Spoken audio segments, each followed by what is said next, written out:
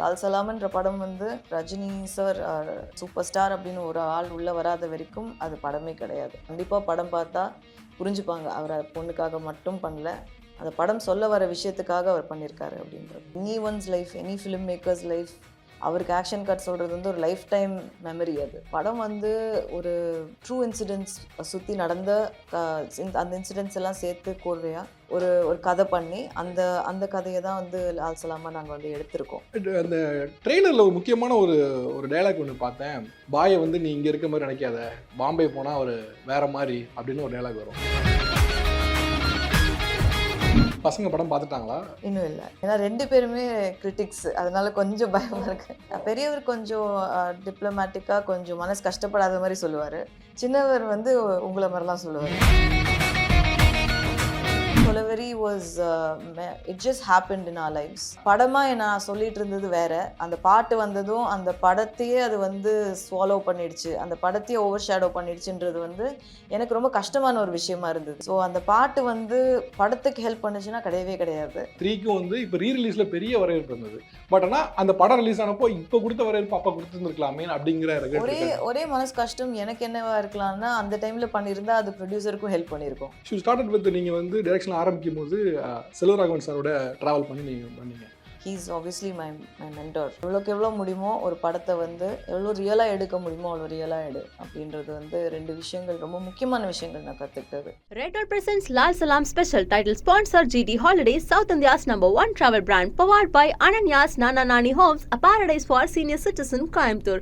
Govi, skilling everyone everywhere. Associate sponsored by VGP Marine Kingdom, India's first underwater tunnel aquarium, மற்றும் Rubilux Paint. பேர் சொல்லும் paint Rubilux Paint. வணக்கம். வணக்கம். So Lal Salaam நாளைக்கு ரிலீஸாக இருக்குது. ஸோ இப்போ உங்களுடைய கரண்ட் ஸ்டேட் ஆஃப் மைண்ட் என்ன? எக்ஸைட்டிங்காக இருக்கா, இல்லை ஏதோ டென்ஷனாக இருக்கா, எப்படி இருக்குது? ஒரு மாதிரி பிளாங்காக இருக்குது, ஏன்னா நாளைக்கு ரிலீஸுன்றது இன்னும் சிங்கே ஆகலை மைண்டில். ஸோ அண்ட் ஒரு 4-5 நாளாக சுத்தமாக தூக்கமே இல்லை. ஸோ ஸ்லீப்பியாக இருக்குது ஆக்சுவலி. ஓகே. யூஸ்வலாக வந்து இண்டஸ்ட்ரியில் உள்ளவங்க மற்றவங்களுக்கு தெரியாதுனால லாஸ்ட் மினிட் வரைக்கும் ஏதாவது ஒன்று நடந்துக்கிட்டே இருக்கும், ஏதாவது சேஞ்சஸ் நடக்கும், மாறிக்கிட்டே இருக்கும். இப்போ அப்படி தான் சேஞ்சஸ் போயிட்டு இருக்கா? ரொம்ப கண்டிப்பாக. இப்போ கூட வந்து லேபில் தான் உட்காந்துருக்காங்க எல்லாரும். ஸோ நான் இங்கே வந்துட்டு திருப்பி அங்கே போகணும். ஸோ லாஸ்ட் மினிட் ஒர்க்குன்றது வந்து part and parcel of release tension. அது கண்டிப்பாக இருக்கும், பட் இட்ஸ் குட்.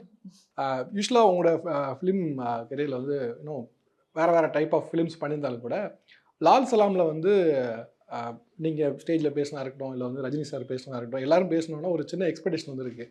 ஏன்னா ஒரு நேஷ்னல் அவார்டுக்கு வந்து இதுக்கான தகுதியான படம் அப்படின்னு சொன்ன உடனே ஓகே, அப்போது இதில் வந்து யூஸ்வலாக இருக்குது தாண்டி இதில் ஒரு முக்கியமான ஒரு எலிமெண்ட் இருக்குது அப்படின்னு. ஸோ ப்ரீ ரிலீஸ்க்கு முன்னால் என்ன விஷயம் சொல்ல முடியும்? இதில் வந்து ஒரு இவ்வளோ முக்கியமான ஒரு எலிமெண்ட் இருக்குது, அதனால தான் வந்து நேஷ்னல் அவார்டு வரைக்கும் நாங்கள் வந்து அதை கன்சிடர் பண்ணோம் அப்படின்னு என்ன சொல்லுவீங்க? சந்தோஷமாக இருக்குது, ஒரு பக்கம் பயமாகவும் இருக்குது. ஏன்னா அந்த எக்ஸ்பெக்டேஷனுக்கு நம்ம லிவ் அப் பண்ணணும் அப்படின்றது இருக்குது. 2வது வந்து நேஷ்னல் அவார்டு அப்படின்றது வந்து கண்டிப்பாக ஒரு படத்தை அதுவே தேடி வரும். நம்ம அதுக்காக வேணும். சில பேர் வந்து தே ஒர்க் டுவர்ட்ஸ் தட், சில பேர் வந்து work towards a commercial film. So நாங்கள் வந்து ஆஸ் அ ஹோல் ஒரு ஃபிலிமாக தான் பார்த்துருக்கோம் இதை. ஸோ அதுக்குன்னு தனித்தனியாக பிரித்து டிஃப்ரென்ஷியேட் பண்ணவே இல்லை.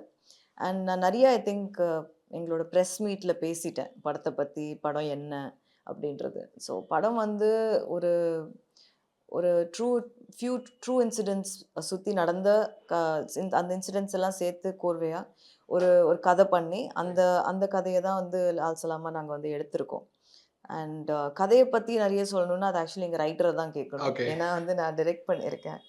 அண்ட் கதை வந்து லைக் ஐ செட் அந்த ப்ரெஸ் மீட்டில் சொன்ன மாதிரி தான். கதை வந்து ஒரு தேர் திருவிழா, ஒரு ஊர், அந்த ஊருக்கு வந்து தேர் திருவிழான்றது எவ்வளோ முக்கியம், அது அந்த ஊரில் நடக்கிற ஒரு கிரிக்கெட் மேட்ச் ஒரு 2 பசங்கள்னால ஒரு பிரச்சனைனால அந்த ஊரே எப்படி பாதிக்குது, ஒரு 2 குடும்பத்தை எப்படி பாதிக்குது, ஒரு 2 நண்பர்களை எப்படி பாதிக்குது அப்படின்றது தான் லால் சலாமோட கதை. ஸோ நீங்கள் ஆஃபன் இன்டர்வியூஸ் கொடுக்காதனால நான் லால் சலாம் மட்டும் இல்லாமல் உங்களோட கெரியரில் சில முக்கியமான பாயிண்ட்ஸ் தொடர்ந்து பேசலான்னு பார்க்குறேன். ஷூ ஸ்டார்டட் வித் நீங்கள் வந்து டைரக்ஷன் ஆரம்பிக்கும் போது செல்வராகவன் சாரோட ட்ராவல் பண்ணி நீங்கள் பண்ணீங்க. இன்றைக்கி இண்டஸ்ட்ரியில் இருக்க எல்லாருமே அவரோட ஃபேன்ஸாக இருக்கலாம், இல்லை வந்து அவர் ஜீனியஸ் அப்படின்னு சொல்லி அவர் வந்து சொல்லுவாங்க. ஸோ அவரோட ட்ராவல் பண்ணதில் ஒரு முக்கியமான ஒரு பாயிண்ட்ஸ் நீங்கள் மேபி உங்களுக்கு லேர்னிங்க்கு வந்திருக்கலாம். அது வந்து இந்த படத்துலையோ இல்லை உங்களோட கரியர்ஸ்லையோ ஏதோ ஒன்று யூஸாக இருக்கலாம். அப்படி நீங்கள் அவர்கிட்ட கற்றுக்கிட்டு அல்லது வந்து இந்த ஒரு முக்கியமான பாயிண்ட் அவர்கிட்ட நோட்டீஸ் பண்ண அப்படின்னா என்ன சொல்லுவீங்க? There is a lot that I've learned Okay. from Selva, and he's obviously my mentor. அவர் வந்து அவர்கிட்ட நான் கற்றுக்கிட்ட பெரிய விஷயம் வந்து ரெண்டு. ஒன்று வந்து be bold. Okay. Never hesitate to be yourself and portray what you want to say on screen. அது வந்து நான் அவர்கிட்ட ரொம்ப ஸ்ட்ராங்காக கற்றுக்கிட்ட ஒரு விஷயம். இன்னொன்று வந்து be real. Okay. எவ்வளோக்கு எவ்வளோ முடியுமோ ஒரு படத்தை வந்து எவ்வளோ ரியலாக எடுக்க முடியுமோ அவ்வளோ ரியலாக எடு அப்படின்றது வந்து ரெண்டு விஷயங்கள், ரொம்ப முக்கியமான விஷயங்கள் நான் கற்றுக்கிட்டது. So be bold and be real. Craft wise வந்து இதை நான் வந்து ரொம்ப முக்கியமாக அவர்கிட்ட பார்த்தேன் அப்படின்னா என்ன சொல்வீங்க? ஐ மீன் டைரக்ஷன் கிராஃப்டில் முக்கியமாக ஒரு பாயிண்ட். அவரோட confidence. I think you need when you go on the set, on your set, it is your set. You need to be extremely confident. எங்கே நமக்கு வந்து செல்ஃப் டவுட்ன்றது ஜீரோவாக இருக்கணும். செல்ஃப் டவுட் வந்துடுச்சுன்னா அப்புறம் வந்து நம்மளால் ஒரு கேப்டன் ஆஃப் அ ஷிப்ன்ற அந்த டெசிக்னேஷனை நம்மளால் வந்து பெர்ஃபார்ம் பண்ணவே முடியாது. So you need to be extremely confident about what you're doing. நீங்கள் இன்றைக்கி வந்து இண்டஸ்ட்ரியில் இயர்ஸ் கணக்கில் ஆக்ட் பண்ண ஆக்டர்ஸ் கிட்ட யாராவது போய் நீங்கள் டைரக்ஷன் பண்ணுவீங்களா, இல்லை உங்களுக்கு ஐடியா இருக்கான்னு கேட்டால் கூட ஐடியா இருந்தாலும் இல்லை அது நான் வந்து சூஸ் பண்ண மாட்டேன், ஏன்னா அது ஒரு பெரிய ஹியூஜ் ஒர்க்கு, எனக்கு பயமாக இருக்குது அப்படின்னு சொல்கிறது தான் பார்க்க முடியுது. ஆக்சுவலி டைரக்ஷன் எவ்வளோ டஃப்பாக இருக்குது அண்ட் நீங்கள் இதை எப்படி எடுத்துக்கிறீங்க அதை? I love my job. And when you love your job, அதோட ப்ரெஷர் உங்களுக்கு தெரியவே தெரியாது.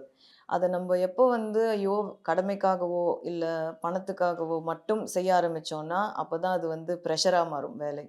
So it is a blessing. நிறைய பேருக்கு வந்து வேர்ல்டில் வந்து அவங்க லவ் பண்ணுறதே அவங்களுக்கு ஜாபாக கிடச்சா அது ஒரு பெரிய அதுக்கு மேலே ஒன்றுமே இல்லை. அதுக்கு மேலே ஒரு பெரிய பிளெஸ்ஸிங் இருக்கவே முடியாது. So I love what I do. அதனால எனக்கு இது ஒரு ப்ரெஷராகவே எனக்கு தெரியல. சொல்லுவாங்கல்ல, நீங்கள் உங்களுக்கு ஒரு விஷயம் பிடிச்ச விஷயம் பண்ணீங்கன்னா அது உங்களுக்கு வந்து வேலையாகவே தெரியாது, அது பார்ட் அண்ட் பார்சலாக தெரியாது. எக்ஸாக்ட்லி. பொதுவாக லைஃபும் சரி இல்லை சினிமாலும் சரி நிறைய சர்ப்ரைசஸ் வந்து நமக்கு வந்து ஒரு ரொம்ப ப்ளசன்ட் சர்ப்ரைஸாக இருக்க மட்டும் இல்லாமல் இவ்வளோ பெரிய சர்ப்ரைஸாக அப்படிங்கிற மாதிரி இருக்கும். அதில் நான் பார்க்குறது என்ன அப்படின்னா கொலவெறி சாங். அது வந்து எல்லாருமே ஒரு சாங் பண்ணும்போது ஹிட் ஆகணும்னு பண்ணுவாங்க. பட் ஆனால் இவ்வளோ பெரிய ஹிட் ஆகணும்னு கண்டிப்பாக யாருமே நினச்சி பார்க்க முடியாதுக்கான ஒரு சாங். அதே போல் தான் நாக்கமுக்கா சாங். அந்த சாங்குமே பார்த்தீங்கன்னா இந்த ரெண்டு எவ்வளோ ஹிட் ஆச்சுங்குது கம்போசர்ஸ் யாருமே கிரியேட்டர்ஸுமே யோசிச்சு பார்க்காது. நீங்கள் அந்த அந்த ஹிட்டையும் அந்த வரவேற்பையும் எப்படி பார்த்தீங்க? ஆக்சுவலாக அது ஏன் ஹிட் ஆச்சுன்னு நினைக்கிறீங்க? ஏன்னா அதுக்கு எனக்கு காரணம் இவ்வளோ பெரிய வைரல் ஏன்னு எனக்கு தெரியல. என்ன காரணம் நினைக்கிறீங்க? காரணம் எங்களுக்கும் தெரியல. ஓகே. அண்ட் இதெல்லாம் வந்து நீங்கள் சொன்ன மாதிரி தான் பிளான் பண்ண முடியாது. சில விஷயங்கள் நடக்கணும்னு இருந்தால் அது வந்து எனி அன்ஃபோர்சீன் ஃபோர்ஸுன்றது ஒன்று இருக்குது, அதனால நடக்குது. அண்ட் அதை நடக்கிறதுக்கு நம்மளை ப்ரிப்பேரும் பண்ண முடியாது, ஏன்னா அது நம்மளையும் ஷாக்காக தான் அடிக்குது. அந்த மாதிரி இருக்கிறப்போ Kolaveri was it just happened in our lives. And அது வந்து படத்துக்குன்னு பார்த்தீங்கன்னா அது ஒரு பெரிய ப்ரெஷராக போயிடுச்சு. ஸோ என்னை பொறுத்த வரைக்கும் அது சர்ப்ரைஸ் விட ஷாக் தான். ஏன்னா படமாக நான் சொல்லிட்டு இருந்தது வேற, அந்த பாட்டு வந்ததும் அந்த படத்தையே அது வந்து ஸ்வாலோ பண்ணிடுச்சு, அந்த படத்தையே ஓவர் ஷேடோ பண்ணிடுச்சுன்றது வந்து எனக்கு ரொம்ப கஷ்டமான ஒரு விஷயமா இருந்தது. ஏன்னா நாங்கள் அவ்வளோ ஒரு சீரியஸான அவ்வளோ ஒரு கண்டென்ட்ஃபுல்லான ஒரு படம் பண்ணிட்டு இருக்கிற டைமில், ஏன்னா படம் ரிலீஸ் ஆனதுக்கு அப்புறம் படத்தை பற்றி அவ்வளோ பேர் என்கிட்ட படத்தை ரிலீஸ் ஆனப்போ கூட அவ்வளோ பேசலை. அதுக்கப்புறம் அதோட ரீரிலீஸ் அப்போது என்கிட்ட அவ்வளோ ஃபோன் கால்ஸ் வந்தது. அந்த படம் எப்போல்லாம் வெளியில் டெலிகாஸ்ட் ஆகுதோ அப்போல்லாம் எனக்கு வந்து அந்த டைமில் வராத வரவேற்பு இந்த டைமில் வந்தது. அது ஏன்னா அந்த பாட்டு அந்த படத்தை ஓவர் ஷேடோ பண்ணதுனால. ஸோ அந்த பாட்டு வந்து படத்துக்கு ஹெல்ப் பண்ணுச்சுன்னா கிடையவே கிடையாது. நிறைய பேர் லைஃபுக்கு ஹெல்ப் பண்ணுச்சுன்னா அது நல்ல விஷயம்தான். ஆக்சுவலி ஒரு டிஃப்ரெண்டான பெர்ஸ்பெக்டிவ் தான். யூஸ்வலாக வந்து இன்னைக்கு தேதிக்கு ஆன் டேட்டில் சொல்கிறேன்னா இப்போ ஆல்பம் ஹிட் ஆச்சுன்னா ஒரு அட்டென்ஷன் கிடைக்கும் அப்படின்னு நிறைய பேர் எதிர்பார்க்குற இடத்துல ஆல்பம் பெருசாக வைரலானாலும் ஒரு ப்ராப்ளம் தான் இல்லை? ரைட். ஆக்சுவலாக இந்த நீங்கள் சொன்னீங்க ரீரிலீஸும் இல்லை வந்து படம் ரிலீஸ் ஆன பிறகு டிவிஸில் வரும்போதும் வந்து இருக்கக்கூடிய வரவேற்புன்னு சிமிலர் டைப் ஆஃப் இதுதான் வந்து 1001 நடந்துச்சு. நீங்கள் சிவா கூட ஒர்க் பண்ணதுனால சொல்கிறேன். இப்படி ஒரு ரீரிலீஸ்க்கு பின்னாலேயோ இல்லை படம் முடிஞ்சு எல்லாம் வந்த பின்னாலேயோ ஒரு கல்ட் ஸ்டேட்டஸ் கொடுக்குறது அப்படிங்கிறது ஒரு கிரியேட்டருக்கு என்ன மாதிரியான ஃபீலை கொடுக்கும்? அண்ட் அது ஒரு வகையில் எனக்கே ஹாப்பியாக இருக்குமா? ஓகே இப்போவாது அட்லீஸ்ட் தெரியுதுன்னு ஹாப்பியாக இருக்குமா? அது கண்டிப்பாக அது எப்போ சொன்னாலுமே இன்றைக்கின்னு இல்லை எப்பவும் இல்லை, ஒரு நம்ம செஞ்ச ஒர்க்குக்கு வந்து நமக்கு காம்ப்ளிமெண்ட் கிடைக்கிறதுன்றது தான் மிகப்பெரிய அவார்ட். அதை விட ஒரு பெரிய அவார்ட் கிடையவே கிடையாது. அது வந்து ஸ்மால் ஆர் பிக் யார் சொல்கிறதுமே, அண்ட் ஆடியன்ஸ் கிட்டேருந்து வரது தான் இருக்கிறதுலே biggest reward and award according to me. So அது எப்போ வந்தாலும் அது வந்து வரவேற்கப்பட்டது தான். அதனால இன்னைக்கு நேத்து இல்லைன்ற அப்படின்றது கிடையவே கிடையாது. இல்ல ஏன்னா, அ அ செல்வாக்கோ இல்ல அதில நடிச்ச நடிகர் கார்த்தி அவர்களுக்கோ 1001ல அப்ப பண்ணலையேன்னு ஒரு சின்ன ரெக்ரெட் இருந்தது. மக்கள் அப்ப கவனிக்காம விட்டாங்க. இப்ப கவனிக்கிறது ரைட்டு. பட் அப்ப ஒரு ரெக்ரெட் இருந்தது. அதனால கேட்டேன் நான். 3க்கும் வந்து இப்ப ரிலீஸ்ல பெரிய வரவேற்பு இருந்தது. பட் ஆனா அந்த படம் ரிலீஸ் ஆனப்போ இப்ப குடுத்த வரவேற்பு அப்ப குடுத்திருந்திருக்கலாமே அப்படிங்கிற ரெக்ரெட் ஒரே இருக்கா? ஒரே மனசு கஷ்டம் எனக்கு என்னவா இருக்கலாம்னா, அந்த டைம்ல பண்ணியிருந்தா அது ப்ரொடியூசருக்கும் ஹெல்ப் பண்ணியிருக்கும். இப்போ பண்றதுனால வந்து அந்த அவருக்கு எந்த ஒரு இதுவும் கிடையாது. பட் எங்களுக்கு கண்டிப்பா என்னைக்கு வந்தாலுமே பாராட்டு தான். 3 வந்து அ ஒரு அகைன் ஒரு சைக்காலஜிக்கல் இஷ்யூஸ் பேசினாலும், ஒரு லவ் ஸ்டோரியா ஒரு ஃபர்ஸ்ட் ஹாஃப்ல வரக்கூடிய லவ் சீன்ஸ் எல்லாம் வந்து நெறைய அந்த நேரத்துல வரக்கூடிய யூத்த கனெக்ட் பண்ண இருக்கலாம். அஃப்கோர்ஸ் பிஜிஎம் சாங்ஸ் வந்து ஒரு பெரிய கனெக்ட் குடுத்துச்சு. அப்படி உங்களுக்கு 3 படத்துக்கு வந்து ஒரு முக்கியமான ஒரு ஃபீட்பேக் அல்லது வந்து அங்க யங்ஸ்டர்ஸ்ல இருக்கவங்க, நான் அது மாரி ஃபீல் பண்ணிக்கிட்டேன்னு சொல்றேன். அந்த மாரி ஏதாவது உங்களுக்கு வந்துச்சா? அது மாரி ஒரு நெறைய ஐ திங்க் பிகாஸ் நெறைய ரியல் லைஃப்லேருந்து எடுத்து எழுதுனது தான் 3. ஸோ அதனால ஆப்வியஸ்லி ரிலேட் பண்ணிப்பாங்க. யாரா இருந்தாலுமே அந்த டைம்ல இருந்தவங்க வந்து ரிலேட் பண்ணிக்கிற கூடிய ஒரு படம் தான். அண்ட் லவ்ன்றது வந்து ஒரு வெரி யூனிவர்சல் எமோஷன். எந்த டைமா இருந்தாலும் நீங்க ரிலேட் பண்ணிக்கலாம். இன்னைக்கு கூட எனி லவ் ஃபிலிம் எடுத்து பார்த்தோம்னா, நம்ம வந்து இன்னைக்கு கூட we can relate with it. So அதனால கண்டிப்பா it's everlasting feeling. Coming back to Lal Salaam. So Lal Salaam வந்து அகைன் இதில வந்து ரொம்ப முக்கியமான ஒரு விஷயம் வந்து நம்ம உள்ள பேசியிருக்கோம் அப்படிங்கிறத பார்த்தோம். சமீபத்தில வந்து அயோத்தி அப்படின்னு ஃபிலிம் ஒண்ணு வந்துச்சு. அதுவுமே பார்த்தீங்கன்னா, இந்த மாரி ஹியூமனிட்டிய பிரைஸ் பண்ணக்கூடிய, இல்ல ஹியூமனிட்டிய முன்னிறுத்தக்கூடிய ஒரு படமா அது. அது மக்கள்கிட்ட நெறைய வரவேற்பு பெற்றுச்சு. ஒரு கட்டத்தில என்ன ஆச்சு அப்படின்னா, டைரக்டர் சொன்னாங்க, நெறைய ஊர்ல போஸ்டர்ஸ்ல அந்த படம் பார்க்க காசு இல்லைன்னா சொல்லுங்க. நான் காசு தரேன்னு சொல்லி அந்த மொபைல் நம்பர்லாம் போட்டு பண்ணாங்க. மக்கள் வந்து ஒரு ஹியூமனிட்டிக்கு அவ்வளோ ரெஸ்பெக்ட் குடுக்குறாங்க. அவ்வளோ மதிக்கிறாங்க அப்படின்னு. ஸோ அதுதான் இந்த படத்த உங்கள டிரைவ் பண்ண வச்சதா? அந்த டுவர்ட்ஸ் ஹியூமனிட்டி அத கொண்டு வரணுங்கிறது தான் அந்த படத்த உங்கள ஃபர்ஸ்ட்டு பண்ணலாம். ஏன்னா 2 ஸ்டோரியில அத பண்ணலான்னு சூஸ் பண்ணதுக்கு காரணம் அதுதானா? கன்டென்ட் பேசிக்கா வந்து சொல்ல வர விஷயம். அண்ட் எனக்கு வந்து இது அவுட் ஆஃப் மை கம்ஃபர்ட் ஜோனா இருந்தது ஓகே. பர்சனலி. எனக்கு வந்து ஒரு லவ் ஸ்டோரி பண்றதோ, இல்ல ஒரு சிட்டி பேஸ்ட் சப்ஜெக்ட் பண்றதோ கண்டிப்பா வந்து இத விட ஈஸியா தான் இருந்திருக்கும். ஏன்னா எனக்கு என்னால ரிலேட் பண்ணிக்க முடியும். ஒரு டவுன்ல போய் ஒரு வில்லேஜ் ஒரு அவங்க ஊர்ல நடக்கிற ஒரு விஷயம், ஒரு ஊரோட ஜியோகிராஃபி, அவங்களோட அட்மாஸ்பியர், அவங்களோட பீப்பிள், அவங்களோட மைண்ட் செட் என்னன்றதே எனக்கு தெரியாது. ஸோ அத எடுத்து பண்ணணுன்றது வந்து ரொம்ப சேலஞ்சிங்கா இருந்தது. ஸோ அதுதான் என்ன ரொம்ப அட்ராக்ட் பண்ணுச்சு ஃபர்ஸ்ட்டு எடுத்த உடனே. நம்பளால பண்ண முடியுமா? அத பார்க்கணும் ஃபர்ஸ்ட்டு. 2வது அது சொல்ற விஷயம். ரொம்ப இன்னைக்கு நீட் ஆஃப் தி ஹவர் தேவையான ஒரு விஷயமா இருக்கு. ஸோ இந்த விஷயத்த வந்து நம்பளால வந்து த்ரூ சினிமா இவ்ளோ பெரிய ஒரு ஒரு நல்ல விஷயத்த சொல்ல முடியுது அப்டின்னா, அது நம்ம கையில கடவுள் குடுத்திருக்கிற ஒரு ஆப்பர்ச்சுனிட்டி. அத வந்து மிஸ் பண்ணக்கூடாதுன்னு நெனச்சேன். ஓகே. அ இந்த பாயிண்ட் சொன்னதுனால கேட்குறேன். ரஜினி சார் வந்து ஸ்பிரிச்சுவலா எவ்வளோ தூரத்துக்கு இருப்பாங்கங்கிறது எல்லாருக்குமே ஊரறிஞ்ச விஷயம். அவர் வந்து ஹிமாலயாஸ் போறா இருக்கலாம், இல்ல வந்து டுவர்ட்ஸ் புக் எழுதின வரைக்குமே வந்து புக்கு வந்து சொன்னது வரைக்குமே வந்து நெறைய ஸ்பிரிச்சுவலா இருக்கக்கூடாது. நானும் ஆஃப் அண்ட் உங்களோட இன்ஸ்டாகிராம் பார்க்கும்போது நீங்களுமே வந்து அடிக்கடி கோவில் போறதா இருக்கலாம். ஸோ இந்த ஸ்பிரிச்சுவாலிட்டி வந்து அங்கருந்து இங்க வந்தது தானா? ஐ மீன் எப்படி இது? கண்டிப்பா உரசும் இல்லையா? இது வந்து டெஃபினட்டா அ எதனால எந்த விதத்திலயுமே இது வந்து திணிக்கப்பட்டது கிடையாது. எதுவுமே வந்து நீங்க இப்படிதான் இருக்கணும், நீங்க இப்படிதான் பண்ணணும்னு. போத் மை பேரண்ட்ஸ் வந்து அ இண்டிவிஜுவாலிட்டிக்கு ரொம்ப ரெஸ்பெக்ட் குடுக்குறவங்க. நம்மளோட தாட் என்னன்றதுக்கு வந்து ரெஸ்பெக்ட் குடுப்பாங்க. நம்மளோட அ எங்களுக்கு சொந்தமா சுயமா என்ன நம்ம நினைக்கிறோமோ principles in life, as long as it is ethical வந்து அவங்க அதில வந்து இன்டர்ஃபியர் பண்ணதே கிடையாது. ஸோ பார்த்து அது வந்து ஏன் இப்படி இருக்காரு அப்படின்ற கியூரியாசிட்டி வந்து வந்ததா இருக்கலாம். அ இல்ல ஜெனடிக்காவே நாங்க அப்படி இருக்கோமா அப்படின்றது எனக்கு தெரியல. Okay. But definitely certain places, certain people give that kind of vibe. And ஸ்பிரிச்சுவாலிட்டின்றது வந்து ஒருத்தர் கண்ணுக்கு வேற வேற மாதிரி. ஸோ அது வந்து நம்போ தானா உணர்றதுன்றது ஒரு விஷயத்த நம்ம எக்ஸ்பிளைன் பண்ண முடியாத ஒரு எமோஷன் ஸ்பிரிச்சுவாலிட்டின்னு நான் சொல்லுவேன். And each one's ideology is different and you need to respect it.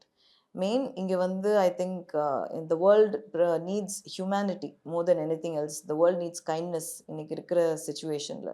So be kind and be human.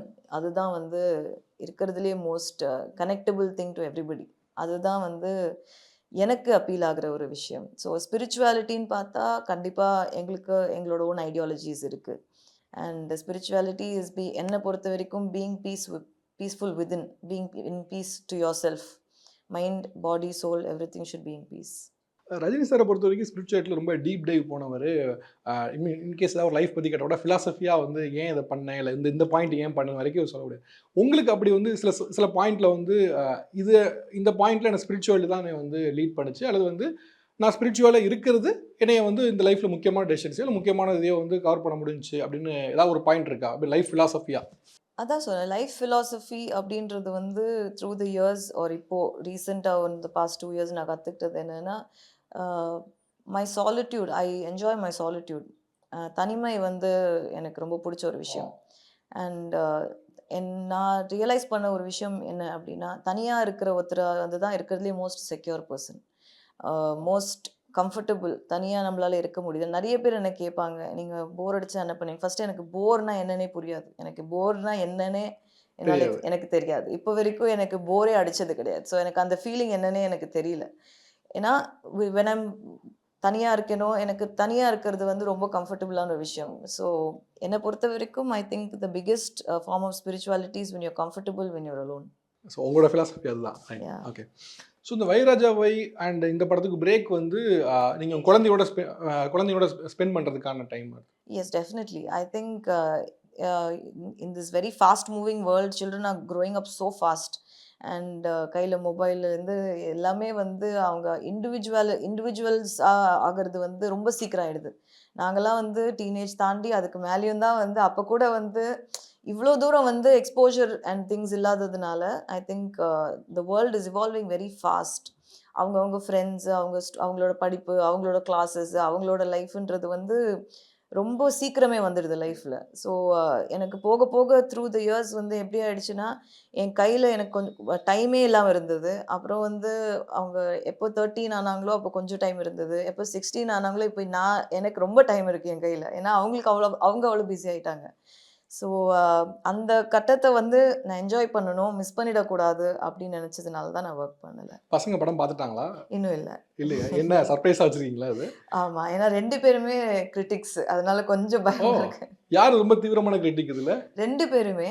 பெரியவர் கொஞ்சம் டிப்ளமேட்டிக்காக கொஞ்சம் மனசு கஷ்டப்படாத மாதிரி சொல்லுவார். சின்னவர் வந்து உங்களை மாதிரிலாம் சொல்லுவார். Okay okay. ஸோ இப்போது வந்து ஒரு ஹார்ட் ஹிட்டிங்காக சொன்ன கிரிட்டிக் உங்களை வந்து டேர்ன் அவுட் பண்ணுச்சுன்னா என்ன சொல்லுவீங்க? உங்களுக்கு இது வரைக்கும் 3 இல்லை ஏதோ ஒரு படம் ஒரு ஹார்ட் ஹிட்டிங்காக அந்த கிரிட்டிக் கொடுத்தா நானே ஷாக் ஆகிட்டேன் அப்படின்னா? அந்த மாதிரி என்னால் ஸ்பெசிஃபிக்காக எதுவும் ஞாபகப்படுத்தி சொல்ல முடியலை. பட் 2 பேருமே வந்து சென்சிபிளான விஷயங்கள் ரொம்ப பேசுவாங்க. ஓகே. அதனால கொஞ்சம் பார்த்து ஜாகிரதையாக தான் இருக்கும். ஓகே. இல்லை ஏன் கேட்டேன்னா, நம்ம பசங்களே இவ்வளோ ஹார்ட் ஹீட்டிங்காக ஒன்று இருக்குன்னா அப்போ எவ்வளோ ஹார்ட் ஹீட்டிங்காக சொல்லியிருந்துருப்பாங்கன்னு எனக்கு ஒரு இமேஜினேஷன் இருந்தது. அதனால அவங்க 3 ரொம்ப லேட்டாக தான் பார்த்தாங்க. ஏன்னா it was not for them. They were very young when at that point. So லேட்டாக தான் பார்த்தாங்க. இல்லை ஏன்னா அந்த ஒரு பாயிண்ட் இருக்குது. ஏன்னா இப்போ இருக்க ஜென்ரேஷன் வந்து இப்போ கொஞ்சம் ஒரு 10-20 இயர்ஸ் பேக் ஃபிலிம்ஸ் வந்து பூமர்னு சொல்கிறதோ இல்லை வந்து என்ன கைண்ட் ஆஃப் ஃபிலிம் நாங்களாம் கிரிஞ்சுன்னு சொல்கிறது. கிரிஞ்சுன்னுவாங்க. இப்போ இது வரைக்கும் அந்த மாதிரி எதுவும் சொல்லலை. மேபி இன்னும் கொஞ்சம் அவங்களோட ஏஜுக்கு ஒரு ஃபியூ இயர்ஸ் தான் டிஃப்ரென்ஸ், அதனால கூட இருந்திருக்கலாம் நினைக்கிறேன். மேபி ஓவர் த இயர்ஸில் வேணால் அவங்க வந்து இது அப்படி சொல்லலாம். இப்போ லால் சலாம் வந்து ஈவெண்ட்டில் நீங்கள் நிறைய விஷயங்கள் பேசுனீங்க, ரஜினி சார் வந்து விஷயங்கள் பேசினாங்க. அதில் மிக முக்கியமாக வந்து ரஜினி சார் சங்கி இல்லை அப்படின்னு நீங்கள் சொன்னது வந்து ஒரு கட்டத்தில் அவர் மேலே இருக்க விமர்சனத்தை பிரேக் பண்ணுற மாதிரியான ஒரு இதாக இருந்தது நீங்கள் சொன்னது. இன்னொரு சமயம் நீங்கள் சொன்னதுமே கூட சோஷியல் மீடியாவில் போயிட்டு அதுக்கு நீங்கள் கூட பதில் சொன்னீங்க, இது மாதிரி நான் எதுக்கு சொன்னேன் அப்படிங்கிறதையும் சொன்னேன். அப்போ சொல்லும் பொழுது ரஜினி சார் வந்து உட்காந்துருந்தாங்க, அதை வந்து ரஜினி சார் டியர்ஸில் இருக்காங்க அப்படிங்கிற மாதிரியான சில விஷயங்கள்லாம் போயிருந்தது. அதை நீங்கள் பார்த்தீங்களா? மீன் அவருக்கு ரொம்ப எமோஷனலான மூமெண்ட்டாக இருந்தது அது. ஏன்னா ஒவ்வொருத்தவங்க ஒவ்வொரு பெர்ஸ்பெக்டிவ் வைக்கிறாங்க, அதனால் கேட்குறேன். அதை பற்றி நான் ஜாஸ்தி பேச விரும்பல. பேச வேண்டியதெல்லாம் அன்றைக்கே பேசியாச்சு.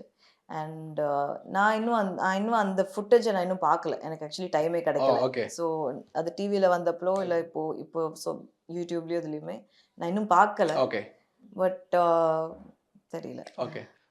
நீங்கள் அகைன் இந்த பேச விரும்புன்னு சொன்னதுனால கேட்குறேன். இதோட அதை முடிச்சுக்கிறேன். அந்த விஷயத்தினால அந்த இது உங்களுக்கு ரொம்ப ஹர்ட்டிங்காக இருந்ததுனால தான் நீங்கள் ஸ்டேஜில் சொன்னீங்களா? இவ்வளோ விஷயமா அதை சொல்லிட்டு இருக்காங்க அப்பா மேலேங்கிறதுனால அந்த ஹர்ட்டிங்னால சொல்லியிருந்தீங்களா? அதை I think எல்லாமே all my emotions were portrayed on stage and whatever was portrayed on stage was the truth.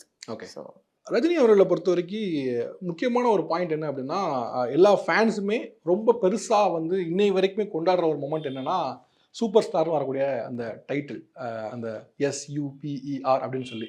So அப்படி உங்களுக்கு ரஜினி அவர்களுடைய படங்கள்லேயே இந்த இதில் ரொம்ப கூஸ் பம்ப்ஸ் கொடுக்குற மொமெண்ட்ஸு, மேபி அவர் ஸ்டைலாக கூலிங் கிளாஸை போடுறா இல்லை சிகரெட்டோ ஏதோ ஒன்று, எனக்கு இந்த மொமெண்ட் வந்து கூஸ் பம்ப்ஸ் கொடுக்கக்கூடிய மொமெண்ட் இன்னை வரைக்கும் நான் என்ன சொல்லுவீங்க? எல்லா படத்துலயும் எல்லா மூமெண்ட்ஸும் தான். இது வந்து தனியா கேட்கறது வந்து ஆஸ் அ டாட்டர் வந்து ரொம்ப கஷ்டமான ஒரு விஷயம் ஆன்சர் பண்றது. இட்ஸ் ஒரு ஒரு தடவையும் வந்து அந்த ஃபர்ஸ்ட் டே ஃபர்ஸ்ட் ஷோல அத பார்க்கறது வந்து every second is like rebirth. You reborn every moment of that moment. And அத வந்து ஒரு ஒரு வாட்டியும் பார்க்குறப்போ ஃபர்ஸ்ட்டு வந்து யோசிக்கிறது கடவுளுக்கு நன்றி. இன்னைக்கு கூட அவரோட ஃபேன்ஸை வந்து ஹெல்த்தியா ஹாப்பியா இவ்வளோ சந்தோஷமா என்டர்டெயின் பண்ண முடியுது அப்படின்றதுக்கு அந்த கடவுளுக்கு நன்றி. பொதுவாக வந்து சூப்பர் ஸ்டார் அவர்களை டைரக்ட் பண்ணலாமோ அல்லது வந்து ஃபேன்ஸை பொறுத்தவரை கூட பார்க்கலாம் அப்படிங்கிற மாதிரியான ஒரு இது இருக்கும். பட் உங்களை பொறுத்த வரைக்கும் பான் வித் சில்வர் ஸ்பூன் கூட சொல்ல முடியாது, பான் வித் கோல்டன் ஸ்பூன் அப்படின்னு சொல்லலாம். அந்த அளவுக்கான உங்களுக்கான ஃபிலிமில் உங்களுக்கு அவ்வளோ ஃபெட்டானிட்டியில் ஃப்ரெண்ட்ஸ் இதெல்லாம் இருந்தது. பட் அதில் ஒரு பெரிய ஷாக் என்னென்னா, ரஜினி அவர்கள் சொல்கிற வரைக்குமே வந்து ப்ரொடியூசர் வந்து இட்ஸ் நாட் ஈஸி அப்படின்னு. எல்லாருக்குமே ஒரு பெரிய ஷாக் என்னென்னா, இண்டஸ்ட்ரி இல்லாதவங்க என்னது இது ரொம்ப புதுசாக இருக்கே, இல்லை வந்து அவங்களுக்கு இது ஒரு ஏலினேட்டராக இருக்கும். எப்படி வந்து இண்டஸ்ட்ரியில் இவ்வளோ வருஷமாக இருந்த ரஜினி சாரோடைய பொண்ணுக்கு ப்ரொடியூசர் ரொம்ப ஹார்டாக இருந்துச்சா ஃபைன் பண்ண அப்படின்னு. அதுதான் ரியாலிட்டி ஆக்சுவலி. அதுதாங்க reality. That is only reality. Silver spoon golden ஸ்பூன்லாம் நம்ம வீட்டில் வச்சு சாப்பிட்டுக்கலாம். அதை வச்சு வெளியே வச்சுட்டு என்ன பண்ணுறது? ஒன்றுமே பண்ண முடியாது. அதுதான் ஹார்ட் ஃபேக்ட். அதுதான் ட்ரூத். லால் சலாம்ன்ற படம் வந்து ரஜினி சார் சூப்பர் ஸ்டார் அப்படின்னு ஒரு ஆள் உள்ளே வராத வரைக்கும் அது படமே கிடையாது. அது வந்து மெட்டீரியலைஸே ஆகலை. அதுக்கு நான் ரொம்ப நன்றி கடன் பட்டிருக்கேன் அவருக்கு. As a director, as a film maker, more then a daughter. ஏன்னா கண்டென்ட்டுக்காக தான் அவர் உள்ளே வந்தார். அதை நான் வந்து கண்டிப்பாக அவரே சொல்லியிருக்காரு. அதை கண்டிப்பாக நம்ம சொல்லணும். ஸோ கண்டென்ட் தான் அவரை உள்ளே கூட்டிகிட்டு வந்தது அப்படின்றதுல நான் ரொம்ப பெருமைப்படுறேன். அவர் வந்து ஜஸ்ட்டு பொண்ணுக்காக மட்டும் பண்ணார் அப்படின்றத வந்து கண்டிப்பாக படம் பார்த்தா புரிஞ்சுப்பாங்க. அவரை பொண்ணுக்காக மட்டும் பண்ணல, அந்த படம் சொல்ல வர விஷயத்துக்காக அவர் பண்ணியிருக்காரு அப்படின்றது.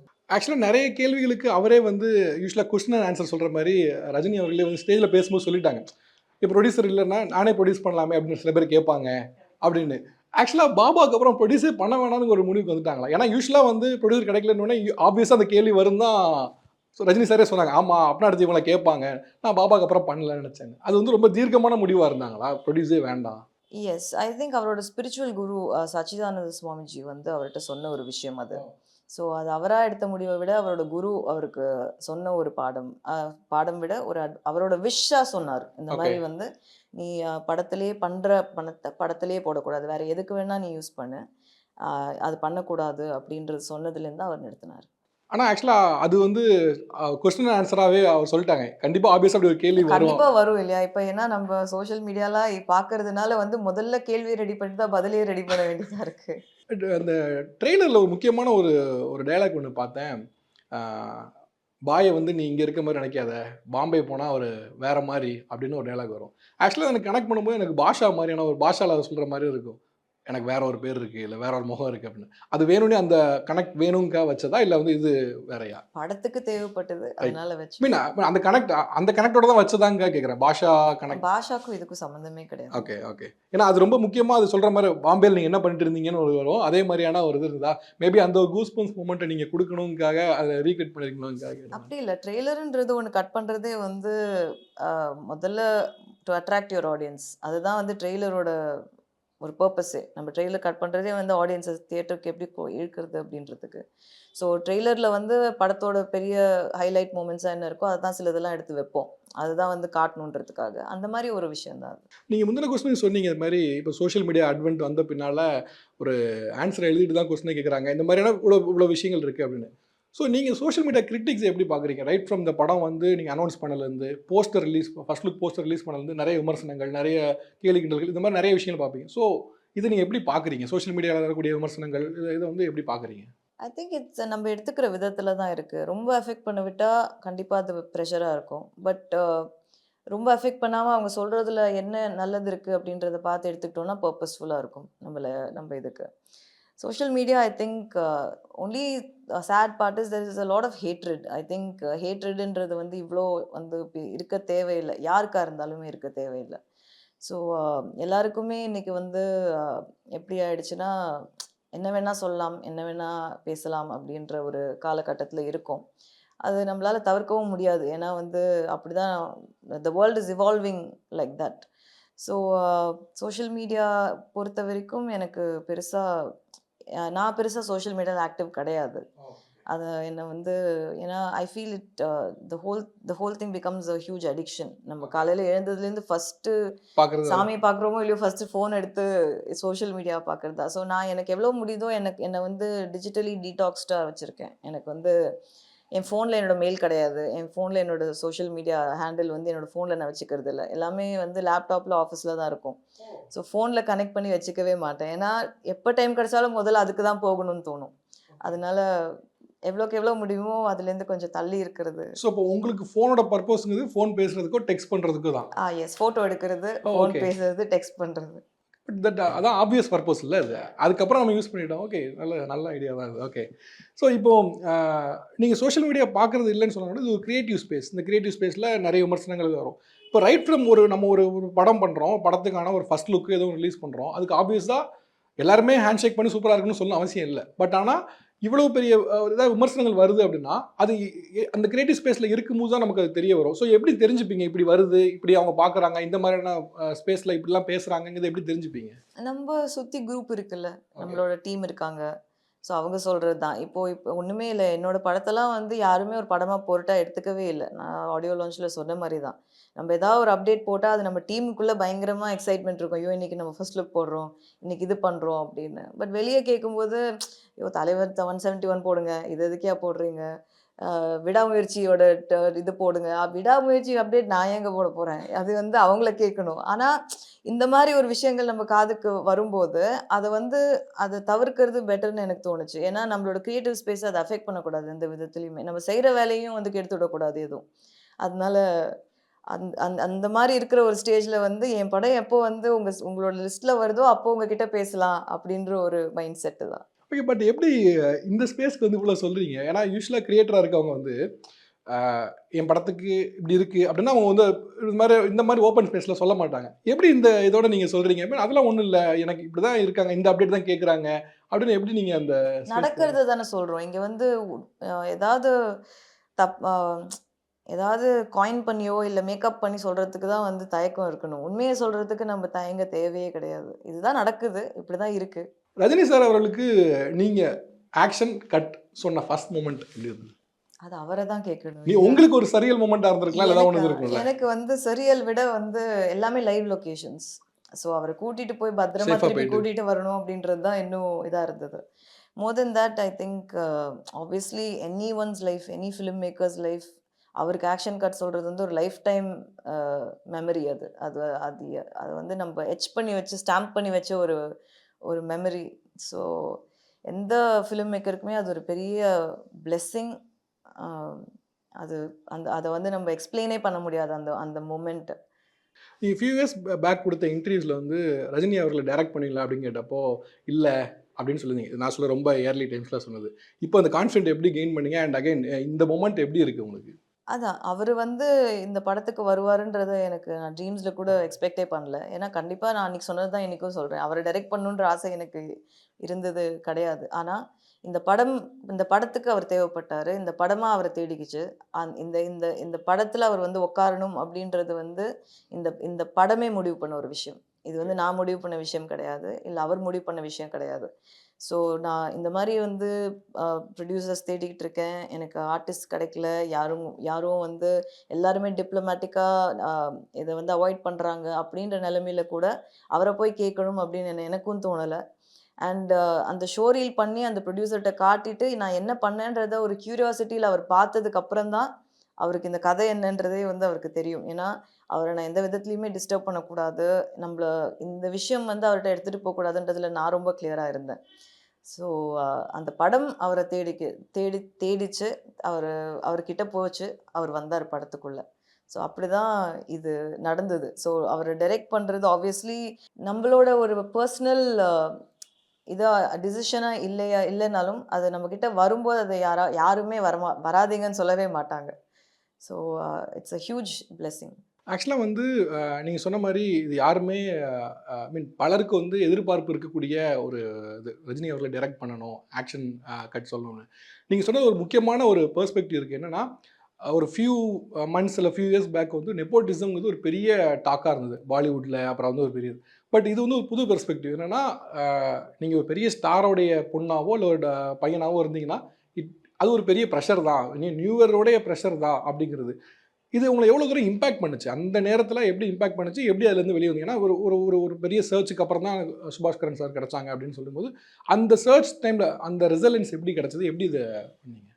இட் வாஸ் வெரி ஹார்டாக இல்லைன்னு சொல்ல மாட்டேன். It was very disappointing. And என்னன்னா எனக்கு மோர் தென் எனிதிங் எல்ஸ் நான் படம் பண்ணுறேன்னு சொல்லி ஒரு எழுத்தாளர் ஒரு ஒரு ரைட்டரை வந்து உட்கார வச்சுருக்கேன். அந்த கதை அவ்வளோ நல்ல கதையாக இருக்குது, நீங்கள் வெளியே போய் வேணால் பண்ணுங்கன்னு கூட சொன்னேன். ஏன்னா நான் ட்ரை பண்ணிட்டேன், எனக்கு வரல, நல்ல கதையாக இருக்குது, வேறு யார்கிட்டயா இல்லை மேம் நீங்கள் பண்ணுங்க, நீங்கள் கேளுங்க, நான் விஷ்ணு ரங்கசாமி சொன்னாங்க. எனக்கு மோர் தென் என்னை விட வந்து இவ்வளோ ஒரு நல்ல கண்டென்ட்டை வந்து நம்மளால் பிடிச்சி வச்சுருக்கோமே, நம்மளால் இதை வந்து மெட்டீரியலைஸ் பண்ண முடியலையே அப்படின்ற ஒரு மனசு கஷ்டம் ரொம்ப இருந்தது அந்த டைமில்.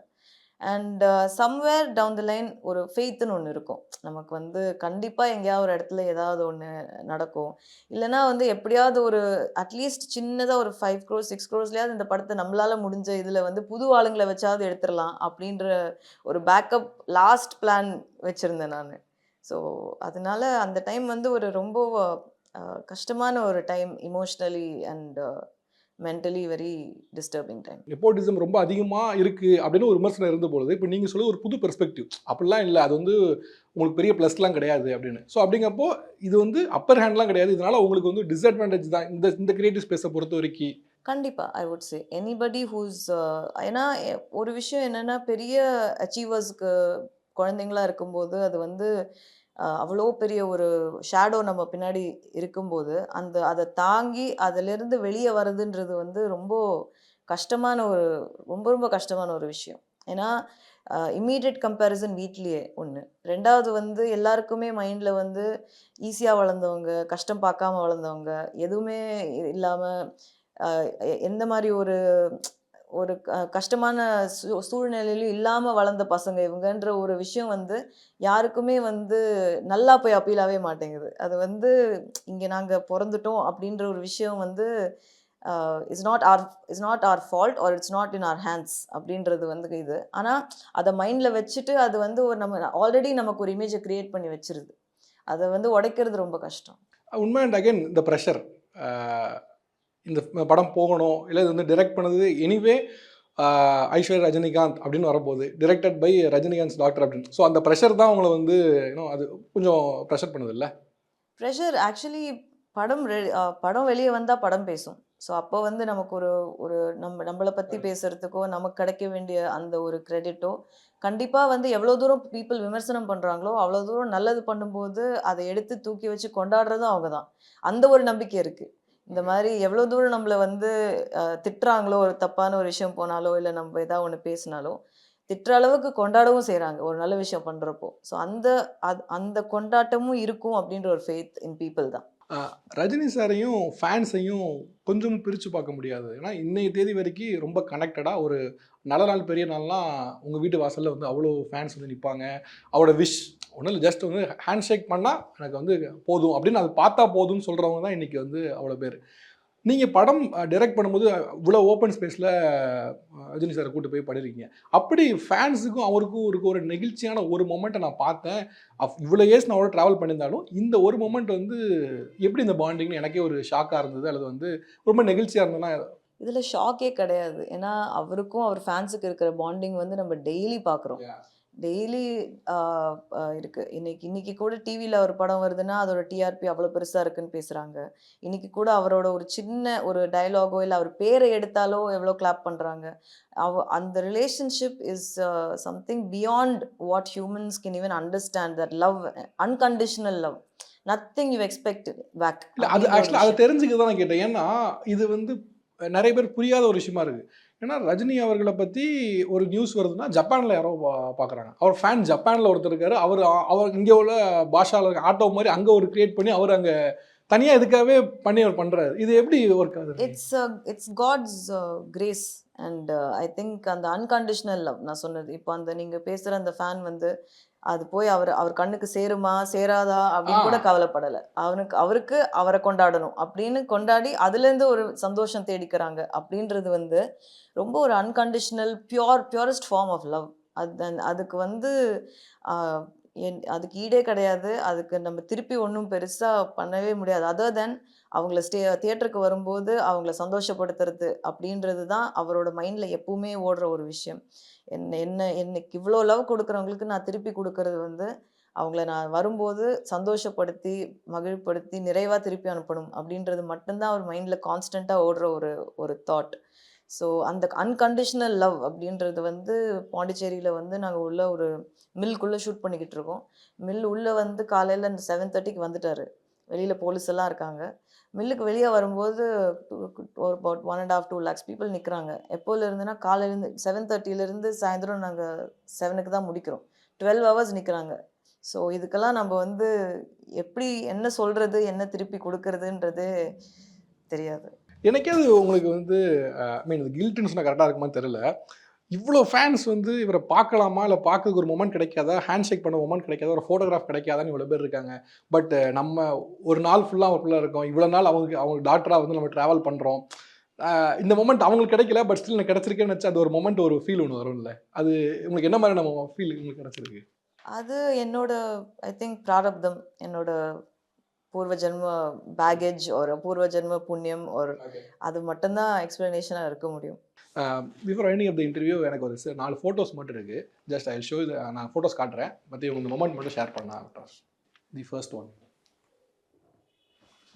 இது எப்போ? This was in our old house, Poes Garden, இப்போ இருக்கிற பழைய வீடு. Okay. And this was my sister's birthday. My sister's birthday ஃபங்க்ஷனில் இருக்க ஃபோட்டோ. யூஸ்வலாக ஒவ்வொரு பர்த்டே அப்பவும் அப்பா வீட்டில் இருக்குது உண்டா? ஏதாவது சர்ப்ரைஸ் கிஃப்ட் அது மாதிரி ஏதாவது பண்ணுறது உண்டா? ஆக்சுவலி எனக்கு அவ்வளோவா ஞாபகம் கிடையாது. ஏன்னா நான் பெங்களூரில் வளர்ந்தேன். என்னோட பாட்டி தாத்தாவோட வளர்ந்தேன். அண்ட் அந்த டைமில் அவர் வந்து ஒரு வருஷத்துக்கு 7 ஃபிலிம்ஸ் பண்ணிட்டு இருந்தார். ஸோ அவரை வீட்டில் நான் எக்ஸ்பெக்ட் பண்ணுறது ரொம்ப ரொம்ப தப்பு. ஐ திங்க் அட் தட் டைம் பெருசாக அதை மிஸ் பண்ணாமல் வச்சுக்கிட்டது எங்கள் அம்மா, மை பாட்டி என் தாத்தா. அது அவர் இல்லை அப்படின்றது ரொம்ப சின்ன வயசு. அதை ரியலைஸ் பண்ணுறது கூட அந்த டைமில் கேக் வெட்டணுமா, கிஃப்ட் இருந்ததா, அவ்வளோதான். So I think at a stage where we are right now. இப்போ எங்களுக்கு கிடைக்கிற மூமெண்ட்ஸ் அவரோட நான் என்னோட எக்ஸ்பீரியன்ஸஸ் அவரோட வந்து இருக்கிறது தான் மோஸ்ட் மெமரபிள் எனக்கு. ஏன்னா நமக்கு நினைவு தெரிஞ்சு நமக்கு ஞாபகம் வச்சுக்க முடியும், நம்மளோட இருக்கிறது தான் வந்து ஐ திங்க் மோஸ்ட் இம்பார்ட்டன்ட். யூஸ்வலாக ரஜினி அவர்கள் எப்படி பிறந்தநாள் ஏதாவது கிஃப்ட் அந்த மாதிரி ஏதாவது பண்ணுறது அந்த மாதிரியான? அந்த மாதிரி யூஸ்வலாக அவங்க என்ன பர்த்டேக்கு என்ன சேர்ந்து செலிப்ரேட் பண்ணுவீங்களா? எப்படியானது இருக்கும்? ஒரு ஏஜ் வரைக்கும் எஸ். அதுக்கப்புறம் எங்களுக்கு என்ன தேவை அப்படின்னு கேட்டுக்கிட்டாங்க. ஸோ எனக்கு வந்து ஜென்ரலி என்னோட பர்த்டே அன்னைக்கு ஏதாவது ஒரு கோயிலில் இருக்கணுன்றது எனக்கு ரொம்ப ஆசை. So either through the years I think Shirdi, Kashi, Velankanni, Vatican city, எனக்கு இந்த மாதிரி பர்த்டேல இருக்கணும்னு ரொம்ப ஆசை. அப்படி இருப்பேன். Okay, again different. ஓகே, இந்த photo this was Diwali morning. எங்கள் வீட்டில் திவாலி மார்னிங்னா ஒரு ரிச்சுவல் இருக்கும். இந்த காலுக்கு நலங்கு வைக்கிறது, தலைக்கு எண்ணெய் வைக்கிறதுன்றது வந்து ஒரு ரிச்சுவல் எங்கள் வீட்டில். ஸோ 3 o'clock or 3:30 இந்த மார்னிங் வந்து காலுக்கு நலங்கு வைப்போம். மஞ்சள் வச்சு குங்குமம் வச்சுட்டு தலைக்கு எண்ணெய் வச்சுட்டு வாயில் வெத்தலை பாக்கு கொடுப்பாங்க ஸ்வீட்டுக்கு முன்னாடி. ஸோ அந்த மூமெண்ட் தான் இது. Okay okay. இதில் யார் ரொம்ப அட்டாச்ட்? யாத்ரா லிங்கால ரொம்ப தாத்தாவோட ரொம்ப பிரியமா இருக்கிறது வந்து தாத்தா ரொம்ப அதிகமாக செல்லம் கொடுக்குறது யாருக்கு? இல்லை, தாத்தாவோட ரொம்ப பிரியம் அப்படின்னா அது வந்து யாத்ரா. தாத்தாவோட பெஸ்ட் ஃப்ரெண்ட்னா லிங்கா. அவங்க 2 பேரும் ஃப்ரெண்ட்ஸாக பழகிப்பாங்க. இவங்க 2 பேரும் கொஞ்சம் ரொம்ப அட்டாச்சாக இருப்பாங்க. திஸ் மொமெண்ட் திஸ் இஸ் எங்கள் வீட்டில் மை எல்டர் சன் யாத்ரா மட்டும்தான் புக்கு படிப்பார். சின்னவர் இது வரைக்கும் ஒரு புக்கு கூட என்னால் படிக்க வைக்க முடியல. ரொம்ப கஷ்டம், இப்போ வரைக்கும் படிக்கலை. ஸோ எங்களுக்குள்ளே வந்து அந்த கோவிட் டைமில் வந்து ஒரு இது இருந்தது. என்னென்னா ஒரு வாரத்தில் யார் ஜாஸ்தி புக்கு படித்து முடிக்கிறோம் அப்படின்ற ஒரு விஷயம். ஸோ சேர்ந்து படிப்போம் நிறைய. அந்த ஒன் ஆஃப் தோஸ் மூமெண்ட்ஸ் இது. இவ்வளவு வருஷம் ரஜினி அவங்களோட ட்ராவல் பண்ணதில்லை, நான் மற்றவங்களோட பேசி இல்லை அவரை பற்றி பேசினதை பார்க்கும்போது அவர் பலரும் சொன்ன ஒரு சென்டென்ஸ் என்னென்னா, எப்படி ரஜினி அவர்களுடைய பேர் ரஜினிகாந்த் இருக்கோ அது மாதிரி ஹி வில் அட்ராக்ட் அப்படின்னு சொல்லுவதை பார்த்துருக்கேன் நான். அதில் பெரும்பாலும் காமனாக ஒருத்தர் சொன்னேன்னா அவரை பற்றி ஹேட்டாக ஒருத்தர் நினச்சிட்டு இருந்தால் கூட ஒரு தடவை அவரை மீட் பண்ணி பார்க்கட்டும். ஒரு தடவை பேசினோன்னா அவர் டோட்டலாக சேஞ்ச் ஆகிடுவார். அவர் the way he receives, the way அவர் ரெஸ்பாண்ட் பண்ணுறது இது வந்து டோட்டலாக சேஞ்ச் ஆகிடும்னு.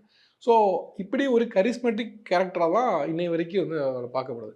ஸோ அப்படி நீங்கள் அவரோட ட்ராவல் பண்ண ஒரு மொமெண்ட்டில் இது வந்து எனக்கு ரொம்ப முக்கியமான மொமெண்ட், இல்லை இந்த பீஸ் ஆஃப் அட்வைஸ் வந்து எனக்கு அதுதான் என்னோட லைஃப்பில் முக்கியமாக ட்ராவல் பண்ணியிருக்குன்னா என்ன சொல்லுவீங்க? அவரோட ட்ராவல் பண்ணுறதே ஒரு லைஃப் லேர்னிங் தான். So every single day is learning. And அந்த லேர்னிங் வந்து நமக்கே தெரியாமல் நடக்கிற ஒரு விஷயம் கூட இருக்கிறதுனால. அதனால அண்ட் ஆனால் இந்த சினாரியோ ஏன் சொல்கிறேன்னா, இது வந்து நீங்களே கூட எங்கேயோ விட்னஸ் பண்ணியிருந்துருக்கலாம்.